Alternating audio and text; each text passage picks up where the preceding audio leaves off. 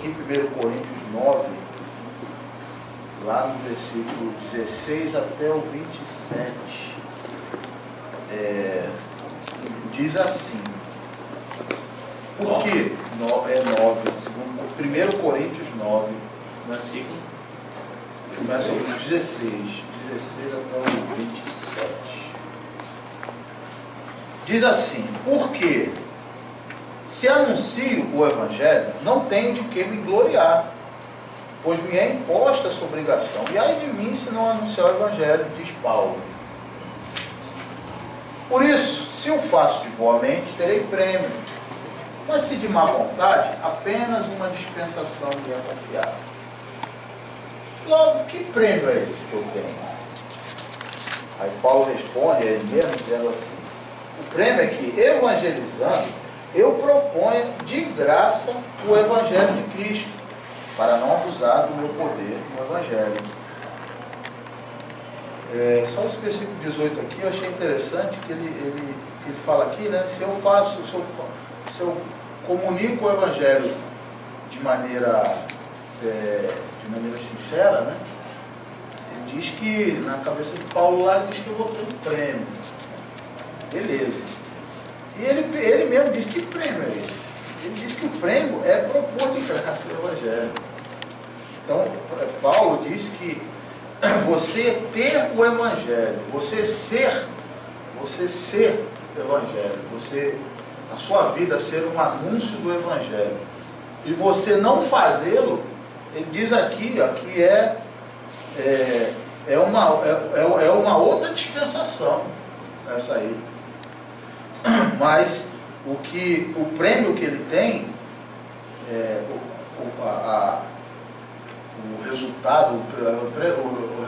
a gratificação para Paulo, segundo Paulo, é anunciar de graça. E é só isso. É engraçado a gente falar de prêmio, a gente já compara ao discurso que é feito hoje. O prêmio, qual é o prêmio? Qual é o resultado de você ser alguém que anuncia o Evangelho? Aí diz o Evangelho retributivo, né? Aí fala um monte de características que vão se associar à sua pessoa, de prosperidade e tal. E segundo Paulo, o prêmio é esse. Nada mais gracioso que anunciar essas boas novas. Não existe nenhum tipo de pagamento que seja mais honroso do que você, através de você, ou seja, você apenas como um canal, você ajudar no sentido de que a outra pessoa se torne melhor. Você ser um canal. Pronto. Isso é sobremaneira excelente, como diz, usando uma expressão bíblica, né? Sobremaneira excelente. Aí o versículo 19 diz assim, porque, sendo livre para com todos, fiz-me servo de todos, para ganhar ainda mais. E fiz-me como judeu, para os judeus, para ganhar os judeus, para os que estão debaixo da lei, como se eu estivesse também debaixo da lei, para ganhar os que estão debaixo da lei. Para os que estão sem lei, como se eu também estivesse sem lei, não estando sem lei para com Deus, mas debaixo da lei de Cristo, para ganhar os que estão sem lei. E aqui, obviamente que Paulo vivia num mundo, numa realidade social, em que a lei, na cabeça de Paulo, era aquelas leis do judaísmo e tal. Mas a gente sabe, na dispensação da graça, que a lei maior é a lei do amor. Então os que estão sem lei, na verdade os que vivem sem amor. Esses estão sem lei. Então Paulo diz, para ganhar os que estão sem lei, ou seja, para apresentá-los ao amor, apresentá-los ao Evangelho, apresentá-los a Deus. Deus é amor. E aí ele continua dizendo assim, fiz-me como fraco para os fracos, para ganhar os fracos. Fiz-me tudo para todos, para por todos os meios chegar a salvar alguns. E eu faço isso por causa do Evangelho, para ser também participante dele. Outra expressão que eu achei interessante é ser participante dele. Eu associei isso, ele diz assim, eu faço isso por causa do Evangelho, para ser participante. Ou seja, eu associei aqui a expressão, Paulo dizendo, eu sou participante. Por quê? Porque eu faço. Porque o Evangelho para mim não é retórica. O Evangelho para mim, o Evangelho é exatamente aquilo que eu sou. É as minhas práticas de vida. Por isso que ele diz aqui, ó, eu faço isso por causa do Evangelho, para ser participante dele. Porque eu faço. Vocês não sabem que dentre todos os que correm no estádio, apenas um ganha o prêmio? Então corram de modo que alcancem o prêmio. Todo aquele que luta, de tudo se abstém. Eles o fazem para alcançar uma coroa corruptível. Nós, porém, uma incorruptível. Pois eu assim corro, não como a coisa incerta, assim combato, não como batendo no ar. Antes, subjugo meu corpo e o reduzo à servidão, para que pregando aos outros, eu mesmo não venha de alguma maneira ficar reprovado. Eu botei lá, né, no Facebook, lá o título dessa palavra aqui, correndo para chegar. Essa é uma expressão que a gente usa muito no futebol, né? O cara está correndo para não chegar, né? Aquele cara que corre com o freio de mão puxado, né? O cara está correndo para não chegar, está fugindo da dividida. E então, se tem uma maneira de se correr para chegar, tem uma maneira de se correr para não chegar. Paulo aqui, ele comparou, né, ele falando dessa corrida dele, de se fazer de touro para ganhar os touros, de se moldar a situação, se conformar a tomar a forma de uma situação qualquer em função de um bem maior.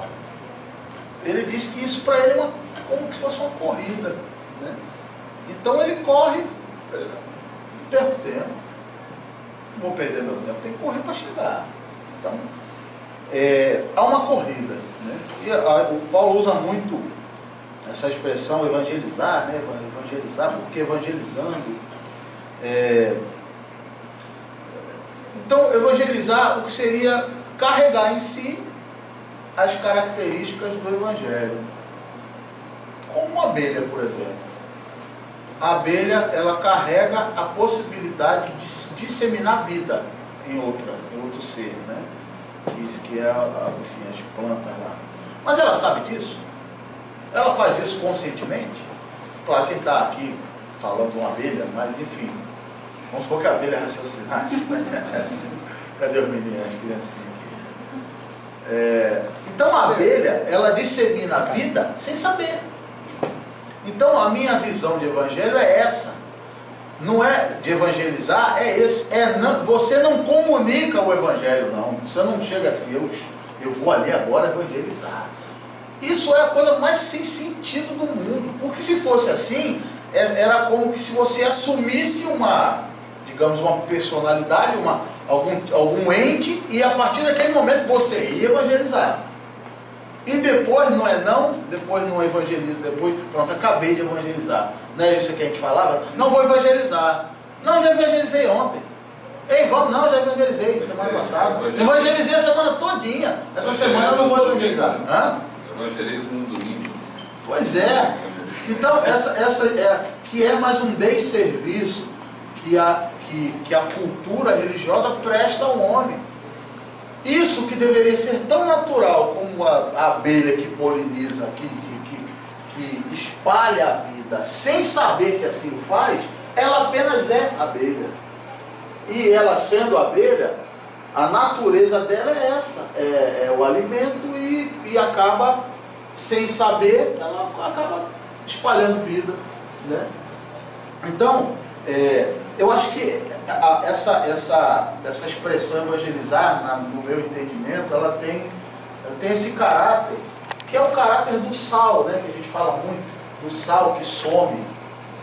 Então, evangelizar, quem evangeliza, o texto bíblico diz que quem é assim, ele é comparado ao sal da terra. Então o sal, ele se mistura e ele some.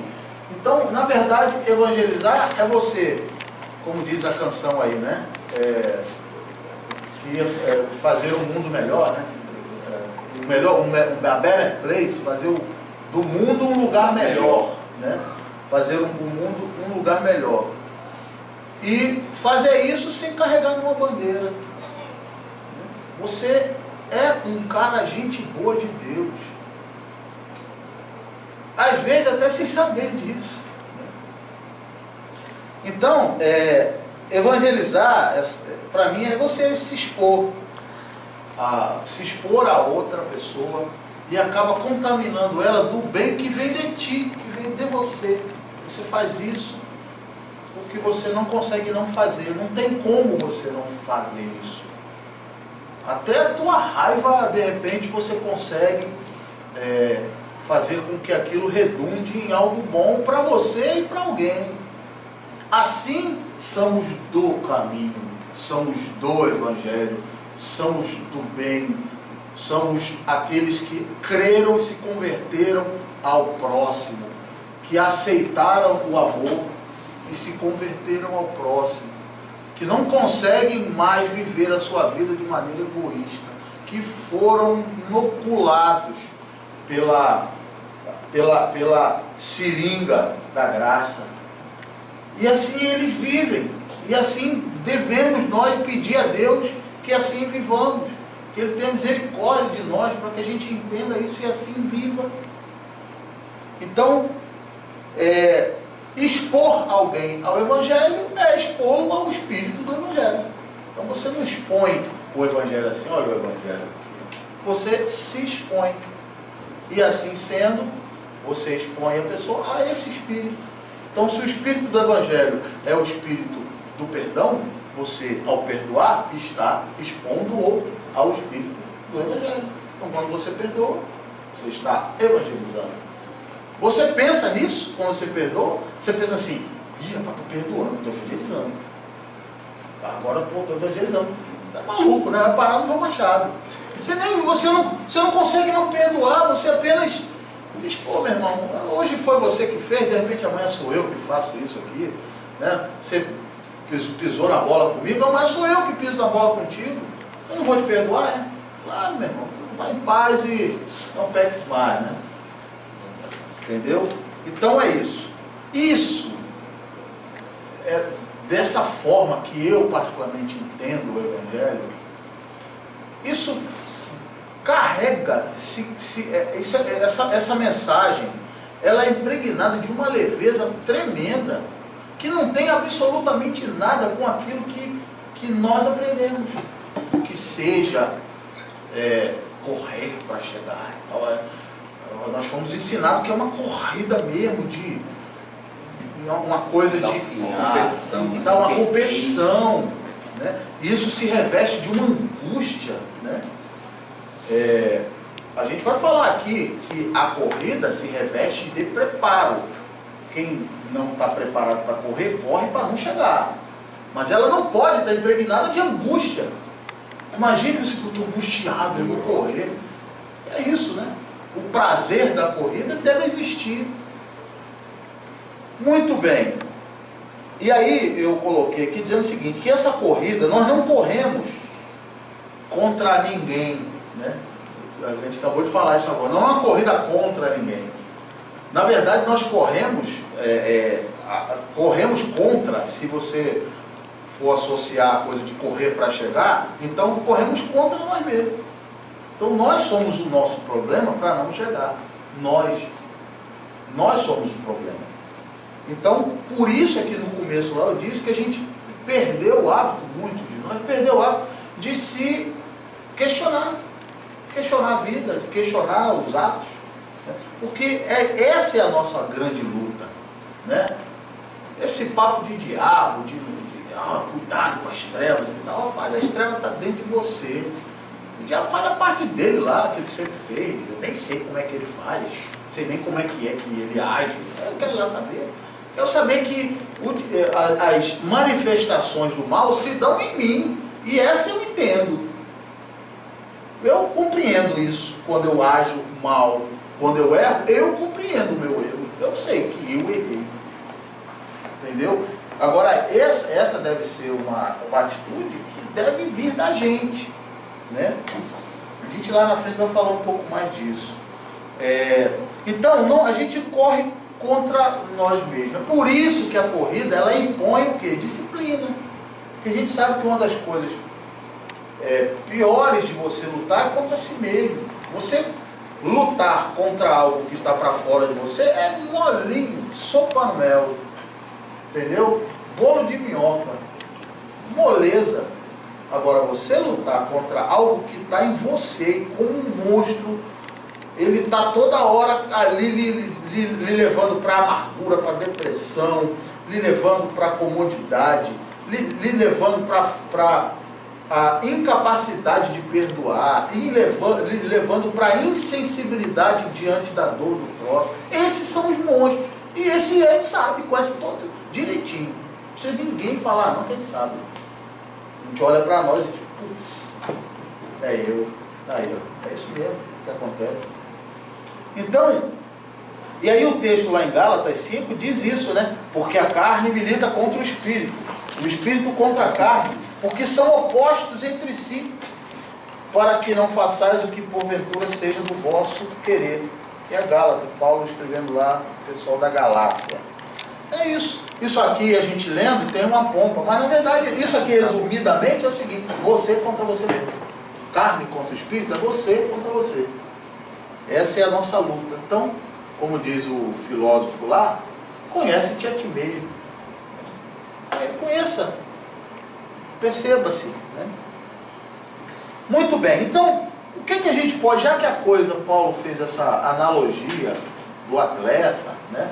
O que a gente pode pegar dessa analogia de uma preparação de um atleta, para aplicar na nossa corrida, ou na corrida nossa de cada dia? Aí eu separei aqui umas 3 ou 4 condições, né, que um atleta se impõe para que ele corra para chegar.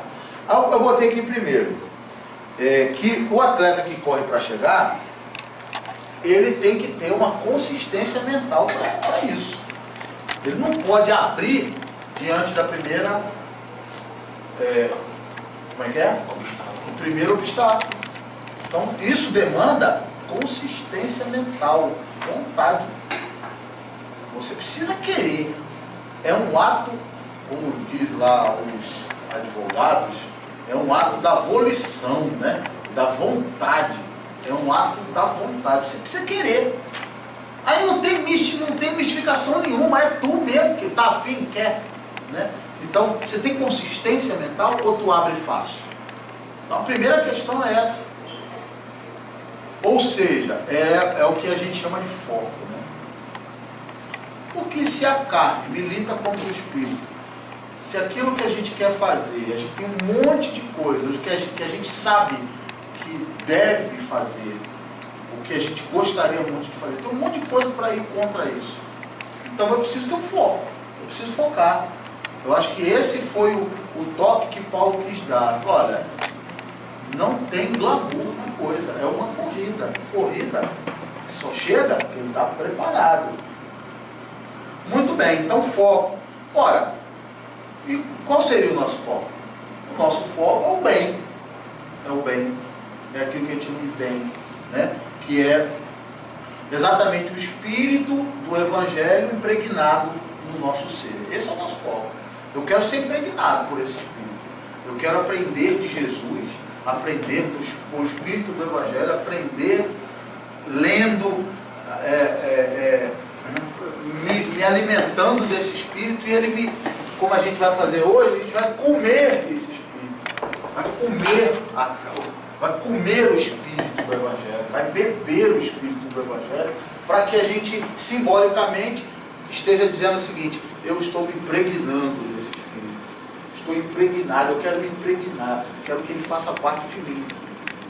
Então esse é o foco, entendeu? Ser impregnado, ter o espírito do Evangelho impregnado, sendo nós mesmos. Aí essa coisa de espírito do evangelho, aí isso tudo a gente joga isso fora, porque acaba no frigir dos olhos, nós é que somos o evangelho.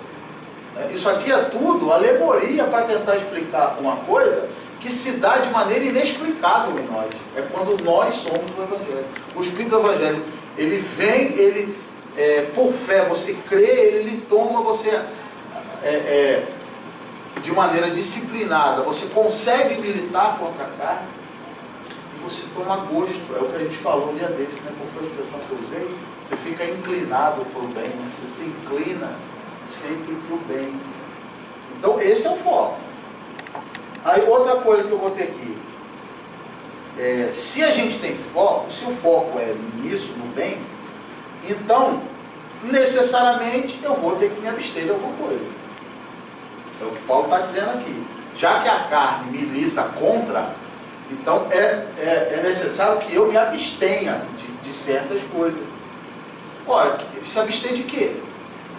Da mesma maneira que o meu foco é o bem, então eu devo me abster das representações do mal em nossa vida.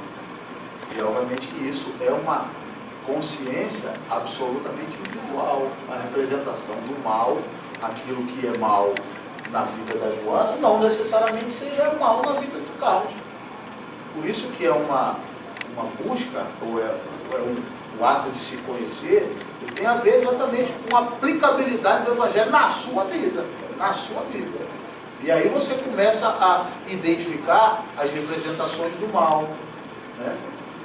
Ora, se você tem uma pessoa que, sei lá, pronto, o álcool. Tem gente que não consegue, que adoece, que toma uma dose e já começa a fazer besteira, começa a colocar a vida das pessoas em risco, a própria vida dele também em risco. É uma coisa doentia. Enquanto que o outro tomou a mesma dose e parece que tomou chá de camomila. Né? Falando aqui de maneira bem infantil e grosseira, mas as representações do mal são as representações do mal na sua vida.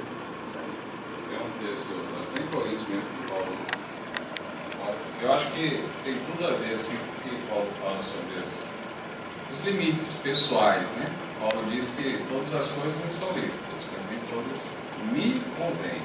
Todas as coisas me são lícitas, mas eu não me deixarei dominar por nenhuma delas. Então aquilo que não é lícito é aquilo que me domina. Eu preciso identificar em mim que em mim não é lícito, porque isso me domina. Faz com que eu perca o eixo, né, o foco, né? Que Deus está falando. Essa Paulo fala que pessoalmente precisa se identificar em mim. Até porque você não tem como catalogar o mal, né? O mal não é algo catalogado, isso é mal. De repente é mal para você. Então, descubra isso, faça esse, digamos que catálogo pessoal, então, né? E esse processo, como bem disse o Carlos, é um processo de descoberta, né? Individual mesmo. Mas como ele disse também, diga aí. Esse lícito assim como ele falou, né? Porque pode ser lícito para ele e para mim não. E é aí onde que entra a religiosidade e as teorias heréticas, né? Porque, por exemplo, não é lícito para mim, aí eu tento impor sobre os outros, que não seja lícito para eles também. Aí começa toda a fonte de besteira, né, da religião. Os dois polos, né? Porque até Marcelo falou um negócio desse. Por exemplo, para mim, todo mundo sabe que quando eu bebo, eu fico mais calmo ainda. Não fala. Mas não é porque eu bebo, eu X não bebe. Eu vou ficar, não, bebe aí, bebe, né? É a mesma coisa do contrário, né? Eu já sou doida sem beber. Sem beber. Então é isso. Então, Gemara, Eu não posso criar uma doutrina, porque eu sou livre, eu tenho que beber. Não. Como assim, cara pálido? Você tem que beber. Os dois polos, né? Tanto aquele que cria doutrina e diz, não, beber é pecado, quanto aquele que diz, não, beber é como se fosse identificação da liberdade. Não é. Isso é Beber vai para o inferno. Aí eu tô achando que a minha culpa seria essa. Aí eu tento passar isso para os outros também, mas o outro não acha que beber vai para o inferno. É mais ou menos isso, né? O que não é isso para mim pode não ser para você. Essa é a grande, mediocrização, né, da religião, que é essa coisa infantil, né? Tentar tornar todo mundo igual. Né? Infantil mesmo, a criança tem um pouco dessa característica, né? Ela, não, tem que ser como eu quero aqui, né? Então a criança ela quer daquele jeito e para você tirar ela da cabeça dela é difícil, né? Isso é um retrocesso, é um desserviço que a religião presta ao Evangelho, né? Que é essa coisa do catálogo, né? Você cataloga e cataloga para todo mundo.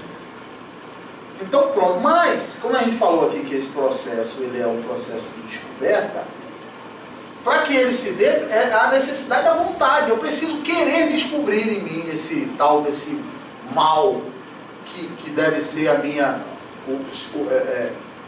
deve ser a minha luta contra nessa corrida da vida, a minha luta contra as representações do mal. Que representações são essas? Eu preciso querer descobrir. Parece besta isso, né? Mas isso dá um trabalho, rapaz. Isso dá nós temos uma facilidade enorme de identificar isso nas pessoas. Identifica rapidinho assim.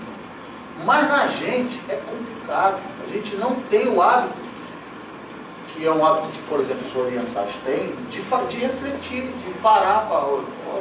Eu falo, mas pô, será que eu sou um exemplo que pode ser usado contra isso?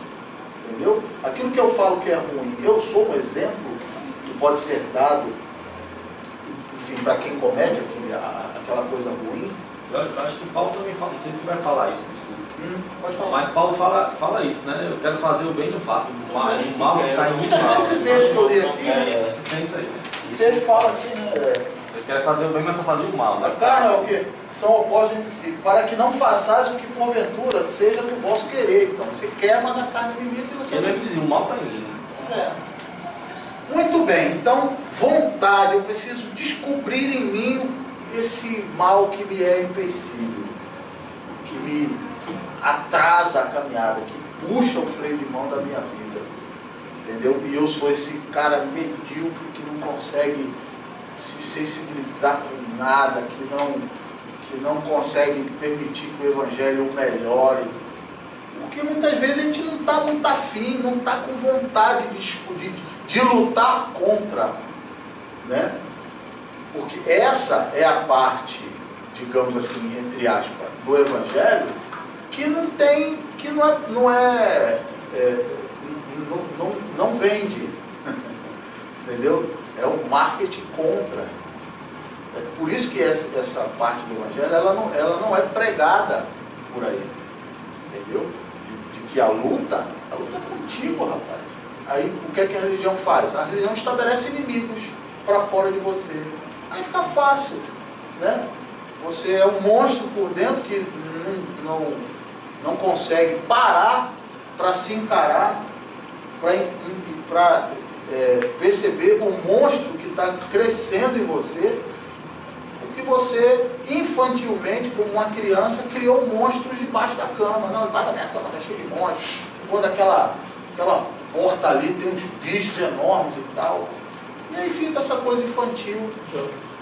A flexibilidade tem que ser minha e não do outro. Ou não? A renúncia tem que ser sempre minha. Paulo começa dizendo, eu tornei-me escravo. Ele não exigiu que ninguém tornasse escravo.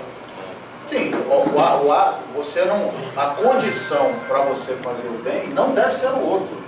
Porque se a condição for ele, então na verdade isso não é sincero, isso é circunstancial. Judeu, gentio, escravo, legalista, né? Isso. Bom, embora eu mesmo não esteja debaixo da lei, a fim de ganhar a muitos, me tornei debaixo da lei. O que a gente entende por isso? E ele venceu. Porque ele chegou e disse assim, meu irmão, eu sei, eu entendi, eu compreendi que existe algo para além, que existe uma coisa maior que tudo. Paulo entendia que a graça é maior que tudo. Eu não sei se é ele que disse, a tua graça não é melhor que a vida e tal. Foi ele, não sei. Tua graça, está tão lindo, né? Tua graça é melhor que a vida. Acho que eu não sei o versículo aí que ele fez. Então, Paulo enxergava que a graça é maior que a vida. Então ele dizia, amigo, eu faço aqui o que tiver ao meu alcance para esse algo maior, para que essa pessoa tenha acesso a essa informação. E não uma informação como um livro, mas uma informação que sou eu mesmo. Flexibilidade não é exigência. Pois é, ele se flexibilizava no sentido de se expor.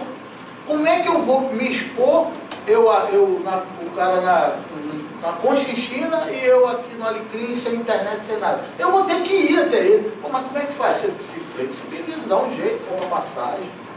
Entendeu? Se vira. Paulo se virava.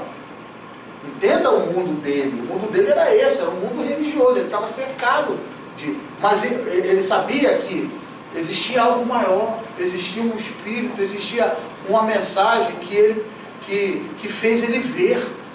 Ele disse, cara, isso é muito bom, eu quero que as pessoas saibam disso. Que existe vida para o homem viver e vida com abundância. As pessoas precisam saber disso. Como? Eu serei essa mensagem. Eu serei essa mensagem. E foi o que você disse, faço tudo por causa do Evangelho, para ser co-participante dele. Pois é, eu quero participar junto, entendeu? Eu quero que ele participe do que eu estou experimentando. Né? A gente seria a carta viva, né? Exatamente, carta viva. Eu sou o Evangelho. Eu não vou levar a mensagem, eu sou a mensagem. Então, ele como era a mensagem, ele não ia mandar e-mail, ele não ia ficar mandando zap, ele vai lá. Mas como, cara? Os caras lá são legalistas, tudo bem, eu dou um jeitinho aqui, eu vou parecer meio... Vou me conformar ali de alguma maneira, mas para que eu tenha acesso a ele, para tirá-lo desse legalismo. Porque o Evangelho deslegaliza o homem. É um ponto de respeito à consciência. Ele Isso. respeitava a consciência, ele não chegava dizendo, vocês estão errados, ele vivia a mensagem, deixava que os outros... Eu acho que E aquilo refletia, né? esse é um ato de amor. É um ato de amor. Um ato igual. Oi? Sem participando das mesmas dores, para entender o outro e saber como atuar de uma forma Exatamente. mais eficiente. Isso é demonstrar amor. Amor. É muito mais fácil, muito mais cômodo o cara ficar ali, só quem vem perto dele, galerinha dele que já conhece ele e tal, do bairro dele e tal. Ah não, ele compreendeu a dimensão da mensagem. Paulo entendeu isso e fazia de tudo para atingir esse alvo, corria para chegar, entendeu? Então precisa querer descobrir, e esse é o grande problema, né? Que eu botei aqui o mal que me é empecilho. Agora, qual é o empecilho? Empecilho para quê? Aí vai depender do foco, né? Qual o foco? O foco é o bem? Né? Vai depender do foco. Para alcançar, se o teu foco for apenas os teus projetos pessoais, aí o mal, você vai associar o mal a tudo aquilo que atrapalha os seus projetos pessoais. Aí o teu foco é esse. Você apenas, e isso para mim é uma descompreensão do espírito do Evangelho. Melhor é dar do que receber, melhor é servir, entendeu? Mas o teu foco é esse. Então, ou o teu foco é o estabelecimento do reino em você. Se o foco é esse, é que o reino venha a mim, entendeu? Então, isso precisa estar bem definido. Qual é o meu foco na vida? Não, meu foco é o espírito do Evangelho. Então, tudo que for empecilho para isso, vai ser digno da minha atenção e da minha luta. Eu vou lutar contra, mas é preciso vontade, como eu repito. Não existe glamour, é vontade mesmo, é querer. Cara, dói até dói no corpo, né? Mas eu quero. Tem mais uma condição aqui que eu botei, que eu coloquei assim, eu tenho um alvo, né? Então eu sei qual é o meu alvo. Eu sei qual é. Eu sei o que eu falo, eu sei os processos que me são fonte de vida. que são os processos que me movem, né? São os processos que me remetem ao amor. Eu sei saber de cognição, de conhecimento, eu sei, não é algo largado assim, como é o bem o quê? Não, você tem que saber, rapaz, você tem que saber. Que tolice é essa que, me perdoe aqui a expressão preconceituosa, parece um mongol, pô, né? Mongoloide, né? A expressão que eles falam, retardado, ou não sabe, como eu não sei como bem, claro que você sabe. Sai dessa preguiça de não querer nem de se conhecer, de nem querer identificar o mal que é em você, que, eu não sei, eu tenho preguiça, deixa rolar. Você tem que saber, porque quem corre para chegar sabe. Eu sei o que me move para o bem, e eu sei, via de regra, o que me move ou o que me faz mal. Eu sei. Se for assim, a corrida vira aquele negócio de susto, né? Toda hora, peraí, isso aqui está se assustando. O corredor que corre bem, ele corre de maneira resoluta, né? Resoluta, eu sei. Toma uma porrada, enfim, machuca, o pé cai, mas ele corre para chegar. Mas ele sabe. Porque aí Paulo diz que se eu não sei, aí eu sou como quem corre para não chegar. Eu sou aquele que soca o ar, né? Como ele fala no texto que ele usou aqui, né? O cara soca o ar, ou seja, nada, o vento. Corre em círculos. É o que Caio fala que costuma chamar de roda de hamster, né? Vai ficar no mesmo lugar, né? Corre. Então, por que não? Se eu não sei, eu não sei, não, deixa acontecer. Se eu não sei, Ana, se você está nessa, você de alguma maneira vai ser enredado e vai ser levado pelo fluxo da carne, entendeu? Você vai ser um cara inconsistente e sem propósito na vida, né? Inconsequente. E aí se estabelece o inferno, a vida se inferniza, porque aí Deus é amor. Quando a gente está falando isso tudo aqui, eu não sei e tal, na verdade é o cara que não ama, né?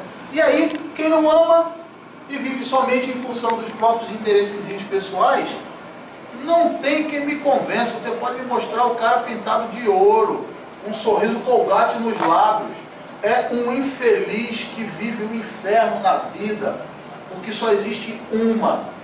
Eu sou o caminho, a verdade e a vida. Só existe vida no espírito do Evangelho, no espírito do amor. Não existe vida no egoísmo. Pois não. Eu acho que você falou uma coisa aí muito bacana, muito pertinente, sobre o cara ter consistência. E tem tudo a ver com o texto que foi lido aí no início. Somente quem tem consistência consegue se fazer de judeu para ter com os judeus, sem perder o foco, sem perder a identidade, a essência de si, né? Somente quem tem consistência é capaz de transitar, de se adaptar às mais diversas situações sem perder o foco. E isso tem uma repercussão, aquela velha história da chave hermenêutica, né, de Jesus, que quando em Filipenses ele diz aqui, que sendo em forma de Deus, não teve por usurpação ser igual a Deus, mas esvaziou-se a si mesmo, tomando a forma de servo, fazendo-se semelhante aos homens, e achado na forma de homem, humilhou-se a si mesmo, sendo obediente até a morte, e morte de cruz. Quando eu leio, ouço Paulo dizendo que se fez de judeu para ter com os judeus, se fez de legalista para ter com os legalistas, se fez de gentio para ter com gentio, eu vejo Jesus falando aqui, eu vejo isso aqui, Jesus, sendo Deus, não se arvorou dessa condição, né? Ele se misturou. E se misturou de tal forma que aí a gente vai para aquele texto lá que você leu no começo, sobre a ceia. Jesus se misturou tanto, ficou tão parecido com a gente, que foi preciso que o cara, para ele ser preso, que o cara chegasse lá e desse um beijo nele. Olha, é esse o cara. Jesus, ele estava tão misturado, ele era tão parecido com a gente, que se o cara, se Judas não tem chegado lá e tascado um beijo nele. Muito bem, né? Então, quando eu faço bem, eu faço sem sistematizar, né? Ó, vou fazer o bem, primeiro passo para fazer o bem. Como eu disse desde o início, eu sou abelha. Eu polinizo a vida sem perceber. Entendeu? Mas, sem perceber. Mas eu sei que o bem que provém de mim vem de Deus. Isso eu sei. Aí tem até um texto lá em Filipenses que eu botei aqui, ó. O bem que opera em mim vem de Deus. Isso eu sei. Isso é o culto racional. Eu sei que isso não brotou do dedão do meu pé direito. Isso vem de Deus. É dom de Deus. Porque, pois é Deus, Filipenses 2,13. Pois é Deus quem opera em você, ou efetua em você, tanto o querer quanto o realizar. De acordo com a boa vontade dele, segundo Paulo. Eu concordo com Paulo. É Deus mesmo. Isso eu sei. Então o corredor que corre para chegar, ele não é um idiota, nem um tolo que vive feito um lesado. O que é o bem? Então ele sabe. Por isso que ele corre para chegar. Ele sabe, ele identifica, mesmo sem sistematizar nada, ele sabe que o bem que está operando nele, ele sabe de onde veio, ele sabe qual é a fonte, sabe, vem de Deus. Eu não sou digno, mas veio dele. Ele teve misericórdia e me encheu da sua graça. Por isso eu sou privilegiado. E o prêmio que eu tenho apenas, ou o prêmio que me vem, é exatamente o prêmio de poder anunciar isso. O que Paulo disse. O prêmio. Isso é um prêmio. Então, assim sendo, aí eu corro para chegar. Isso é correr para chegar. Quem corre para chegar, no mínimo, experimenta correr bem. No mínimo. Correr bem, tentar correr com ninguém. Se você está bem preparado, você sofre menos, não é isso? O cara que corre está bem preparado, ele sofre menos. Né? Então, quem corre preparado sofre menos. As intempéries da vida vêm para todo mundo. Mas como você está preparado, você sofre menos. Por isso é que aquele texto lá, 1000 cairão à tua direita, não sei quantos mil, mas tu não será atingido. Por que tu não será? Porque você está preparado. Porque o que vai te atingir, ou o que você acha que não lhe atingiu, na verdade lhe atingiu, como atingiu a todos. Né? Não é que, não, passou aqui Matrix. Passa aqui, então pegue tu também. Pegue você, só que tu não cai. Porque você está correndo para chegar. E de repente uma pancada de gente está correndo para não chegar. E qualquer vento de problema já desaba, já bota culpa na vida, já inferniza a vida, já repassa para outras pessoas, repassa para a vida. Se torna um revoltado, um amargurado, e inferniza a sua vida e a de outras pessoas, e transforma o mundo num lugar pior. Então, por quê? Você também, o que atingiu ele e que fez ele ser um cara amargurado, atingiu você também. Mas você está preparado. Você está preparado, então você está correndo para chegar. Você pode até tropeçar, pode até dar uma parada, mas você continua. E aí você não cai. Você corre para chegar. E aí você se transforma num cara melhor. Cada passo você vai melhorando. Né? Então, você vai suportar tudo. Né? Se você levar a sério a vida e não deixar a alma se diluir no mal. Então, O foco é o bem. Então, quem não tem foco se dilui. E não tem jeito, o fluxo do mundo, que é o que Jesus diz, o fluxo do mundo é esse, é o mal. Se você não fizer nada, amigo, a correnteza é essa, é a correnteza da autossatisfação, é a correnteza, hoje a palavra de moda é a correnteza da ostentação, né? É o humanismo, é o individualismo, é você se dar bem em tudo. Autopiedade. Ninguém me ama, ninguém me quer. Maísa, com essa força. Maísa. Ninguém me. Dolores, sei lá, foi. Muito bem, para finalizar, aí a gente pergunta, né? Essa competição que Paulo fala alegoricamente, ela demanda preparo. E essa é a pergunta: nós estamos preparados? Ou nós estamos nos preparando? Na verdade é o gerúndio, né? O preparado, preparado é particípio, né? É Particípio, né? Então, o particípio não existe, existe sempre o gerúndio, preparando. Né? Então você está sempre se preparando, né? Mas está. Mas se for em Portugal é infinitivo, é a preparação. Falou de água. Então, gente, é isso. Quem corre para chegar entendeu essa dualidade da vida, e tem a ver um pouco com o vídeo de Oswaldo Montenegro que eu ia botar, metade de mim é isso, metade mas quem corre para chegar entendeu essa dualidade, né? Porque sabe que nem só de pão viverá o homem, entendeu? Então, nem só de festa viverá o homem, nem só de brincadeira, nem só de alegria, nem só de reconhecimento, né? Nem só de contemplação, nem só de música, né? Nem só de poesia vive o homem, nem só de arte, né?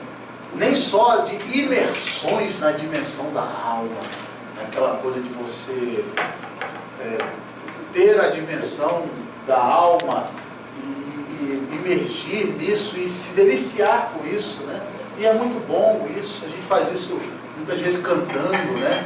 Cantando a vida, a gente imerge na beleza nem só disso viverá o homem, dessas coisas boas, maravilhosas, né? Essas risos, alegrias, brincadeira, viagens, né? Enfim, mas vai viver também de tudo que é sóbrio.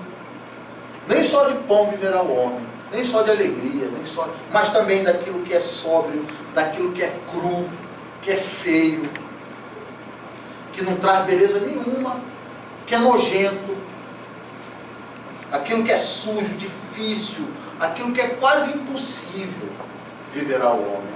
Daquilo que é desagradável, viverá o homem.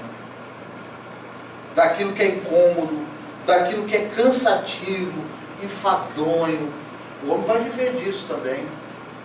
Aquilo que é solitário, que machuca, aquilo que entristece, disso tudo também viverá o homem. Aquele que entendeu isso, esse dualismo da vida, de que vai ter o início da corrida quando você está, mas vai ter o meio e o final, quando às vezes o cansaço chega, quando as dores chegam. E aí quem consegue conviver com esses dois mundos, está correndo para chegar. Ok?